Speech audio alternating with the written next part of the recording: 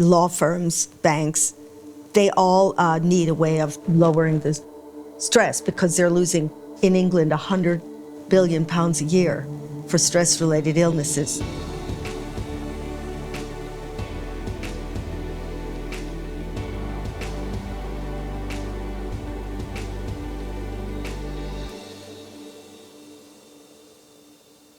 In this whole mindfulness topic, what does it actually mean for a company? Well, I work with a lot of companies, so over the years, sometimes 3 a week, so everything.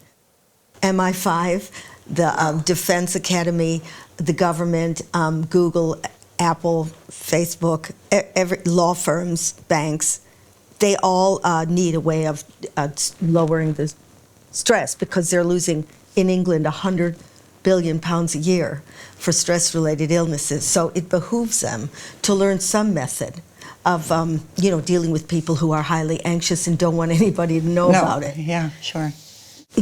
What can I say? That's what gets in the way of a company being successful. So it's their obligation to help settle the minds. Otherwise, they're going to lose employees. And nobody wants to work with a boss who doesn't have rapport with them. He has to show he cares. People don't really care about targets. They care about being heard. And seen and felt. And seen. And then what do you suggest? You give them a sort of a mindful practice to start their workday together? Or is it about groups, or is it about... Well, a lot of these companies want to know how stress works. Between the neuroscience and teaching them, like they're teaching kids, you don't have to be a brain surgeon, but how their mind works, their brain works under stress, at least they forgive themselves a little bit and understand it's not their nature or their condition, it's a human condition. So they start to, trust each other more. They become more human rather than suits.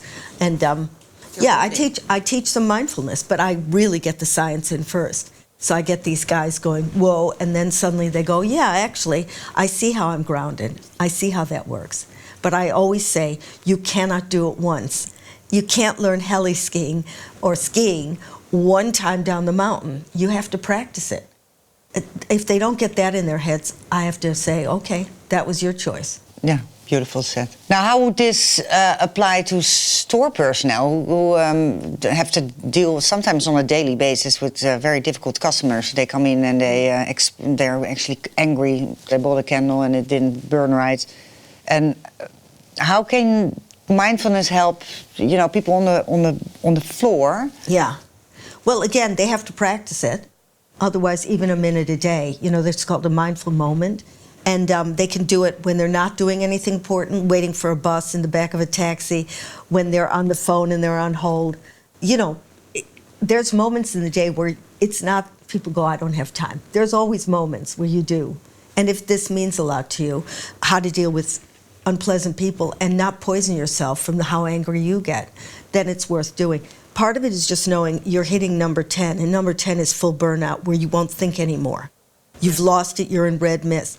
If you recognize yourself going to that, I don't care if you can't say you're going to go to the loo or, excuse me, whatever. If the person won't excuse you, start following your breath. If that won't work, hold something in your hand. If that won't work, shout back at them. You know what I mean? Some people need it. But ultimately, you're the one getting the backwash. That's the thing. It's like carrying a hot coal. You're going to burn your hand. But you don't even have to do mindfulness. Find something, and I write about it in the book, that soothes you. Let's say I picture stroking my cat. I love my cat. Or you have pictures of your kids or a holiday or whatever. If you have that around, and you're going for number 10, look at it. Use whatever you can, but the main thing of mindfulness is recognize it. If you don't, you'll just blow your top. So that's how they teach kids even, recognize it. And don't get angry about recognizing it. Congratulate yourself, and then go soothe yourself. It's all about switching on that oxytocin, however you need to do it. Learn your tricks. Exactly. And would it be helpful for a store crew to start the day, maybe? Because you were saying it's only 1 minute a day that you have to do it. Start your day with 5 minutes, vent your emotions. Well, if you can get the store to sit down and watch a tape, I'm happy to do it. Watch it. Do 5 minutes. If you don't want to do it, you don't have to. You don't force people. And check in with each other. If it's a small store, maybe go in the circle and say, this is what's going on for me. People just speak from the heart. It's a relief. People are relieved when people hear them and they still accept them. So you could do one of those two things. Otherwise, it won't work. Tell them to go jogging, tell them to go whatever on a diet. It's not mindfulness. They're not training their brains. No.